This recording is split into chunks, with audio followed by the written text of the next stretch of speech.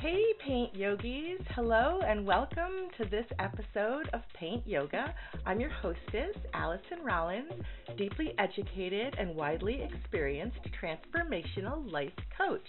And I've designed this series called Paint Yoga to help you explore your inner experiences through visual, written, and other creative expressions so that you can better see your shadow parts that you may have rejected and integrate those into a more functional and whole being.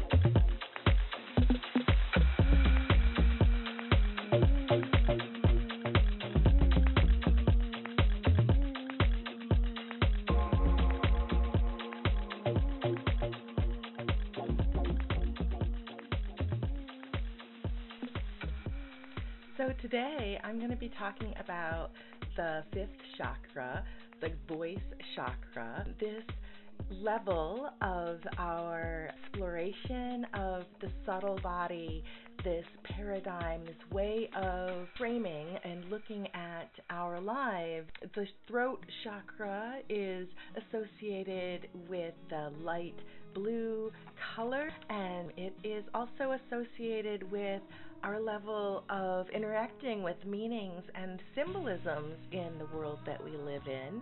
And this is also a great frame in which to explore our alignment with the intentions that we have for our lives. And so we've talked about in the past episodes of this series the first through the fourth chakra, from our roots and our sacral pleasure centers, our willpower and our heartful engagement with community and our activities, and now up into the voice. As I said, this paradigm, it encapsulates the exchange of energies from the esoteric and the thought or spiritual aspects of our energy beings down to our roots in physicality and manifest material.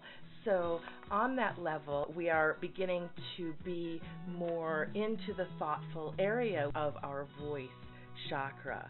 To that end, the activity has been difficult for me to get motivated to perform. I am what you would call very much an introvert, and so the thought of reaching out and actually contacting people for support in my endeavors to feel out if other individuals are also in alignment with my intentions is a very difficult activity for me because I'm an introvert, and so I'm very focused on doing it myself, doing it my way. Moving on with our throat chakra exploration and this activity that I'm procrastinating on completing and procrastinating about telling you is what I'd like you to look at your social media, look at your connections and your interactions with others. I want you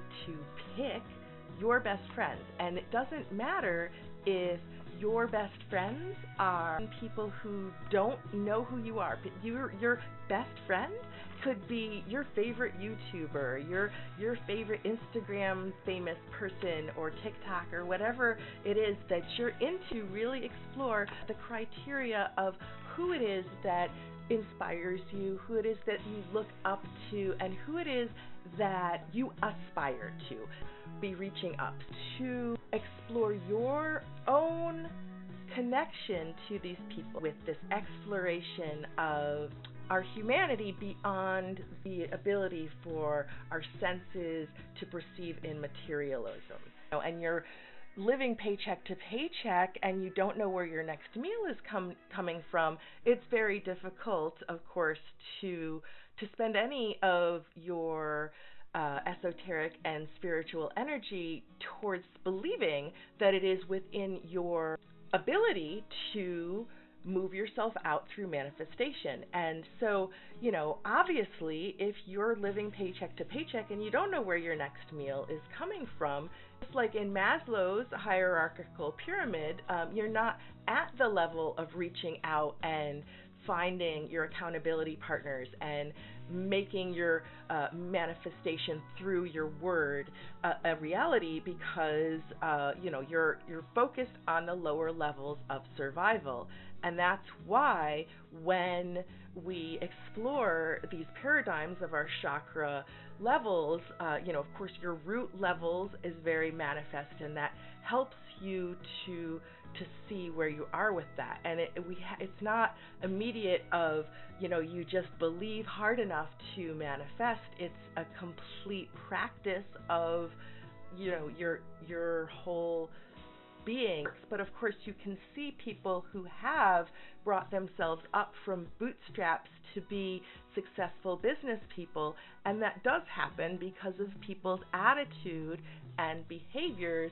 And what we're getting into with the accountability partners activity is that even though to a certain extent we are all one being and there's only one experience in this hologram of our minds, you can believe that or not. The idea with this activity is you want to associate with individuals in your community who are aligned with your aspirations. The intended activity is not meant to send these communications, but this activity requires you to identify people who are just a little bit better than you at what you want. You want to be a better golfer, a better tennis player, a better writer, a better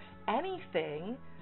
What this activity is meant to do is for you to identify those people who inspire you, those people you aspire to be like, and reach out to them mentally. Write them a letter, which you're never going to send. I mean, you could, if you want to, decide to send these letters, make phone calls based on what you've written. You may choose to reach out in person to these people, to identify those people who you really look up to, and then make a mental connection to them through this letter writing, so that without even connecting and making a contract of accountability with the person, you are making a mental connection in your own psyche that you aspire to, and you can affirm through this writing making affirmations of what you aspire to that this person is. This letter is for you because everything that you are writing that you admire in your target, in these people you aspire to, is possible for you to achieve. With many of us during the pandemic working from home, it's important to realize just how much of what we are experiencing in our physical situation is actually caused by something completely non-physical. The bits and bytes of information sending across the internet, the financial magic that people make through exchange of commodities and capital for the businesses that give us our day-to-day products and our jobs and supply us with the things that we take for granted on a daily basis. Within the paradigm of seeking social connection and alignment with our intention, I encourage you to explore this activity of writing a letter to 5 or 10 of your best friends. Your best friends are people who you aspire to be like, and they don't have to be alive. These can be any individuals who you aspire to be more like. And there may be aspects of these individuals that you don't aspire to. Perhaps you want to be a fantasy writer and you aspire to the style of J.K. Rowling, but you disagree with her turf perspective.